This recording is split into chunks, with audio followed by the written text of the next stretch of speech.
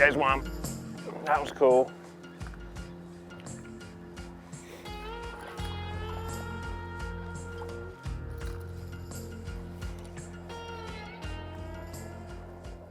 Pretty one. Tried the blue, bit more of a bluegilly colour. I like this colour, it's a good natural colour. But perfect way to just cover some water, but that's just a great way to, you know, we were really concentrating on this vegetation up here, throwing a frog and flipping and getting in tight, but out here there's bluegill are starting to spawn and we've got overcast conditions, and so those fish can move out of there and swim around and be comfortable and hunt all day. So that can actually make it kind of difficult, because instead of the fish being predictable, they're a little bit of everywhere. So what we've got to do is cover water. I've got the troller motor on about 5 and I'm just moving all the time. I'm moving around, I'm trying to find where these fish are, and I'm not fishing a bait, like I'm not flipping to certain things and fishing slow. I'm making big long casts and covering these vast flats. And that's the best way to do it on an overcast, windy day. Cover water until we run into them. Either a concentration of fish, or sometimes it's just one here, one there. And to do that, you have to cover a lot of water to catch that one fish here and there. And that's what we're doing today. There's bass. Oh, good one. This is like 101.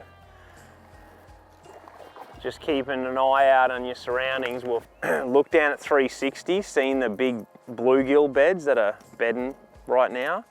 Same kind of time as when the bass do. And when some are done, they're gonna head out and eat those bluegill. And all over this flat, we've got beautiful vegetation, but right here, there's a big patch of bluegill beds. And saw it, backed off a little bit through the Arashi cover pop up there. It's the perfect bait to just work over that shallow beds. And that fish came up and ate it. Cool one. The old black blotch on his head. He's up there eating those bluegill. So there's a couple different ways I like to fish these shallow water flats at this time of the year. First one is just creep around on my old treks and just slowly move and just work different areas, different structures, and cover a little bit of ground. But once I get around some stumps, laydowns, some grass patches, stuff I really want to work, I'm going to drop those raptors down in the one spot, and then I'm going to fan cast all around. I'm going to hit each and every one of those pieces of structure that I want, pick them up, move forward, drop them again, and work it over. So that's the sort of two ways that I really like to do it. And then you'll see me, even though we're in 3 feet of water or less, I'm looking down at that 360 the whole time. I'm looking for stumps and laydowns that aren't out of the water that other anglers might miss. So the best and easiest way to find these big shallow flats where these bass want to hang out in the springtime is not getting out on the water and driving around trying to find them. I found this area before I even put my boat on the water, and that was through my Lake Master mapping. And so it has a shallow water and depth highlight. And what I did was set my shallow water highlight to 5 feet or less.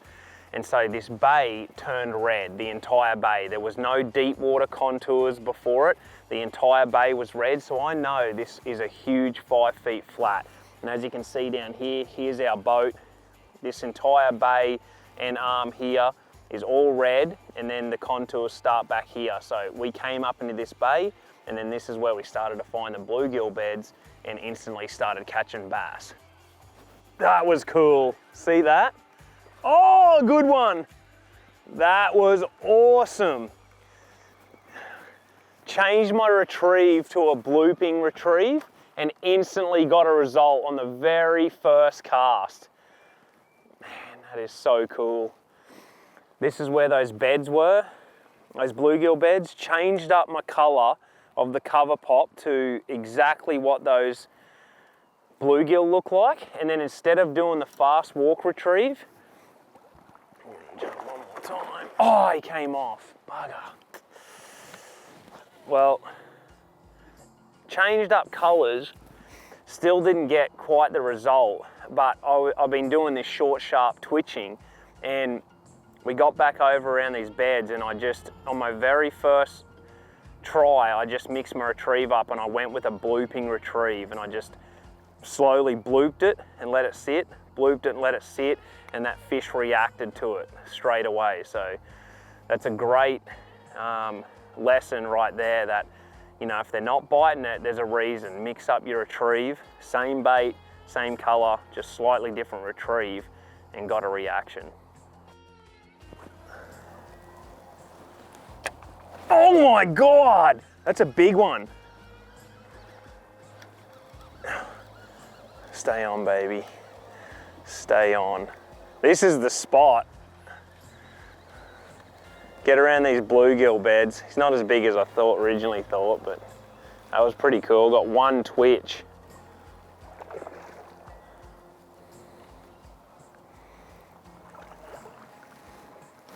Nice. Pretty fish.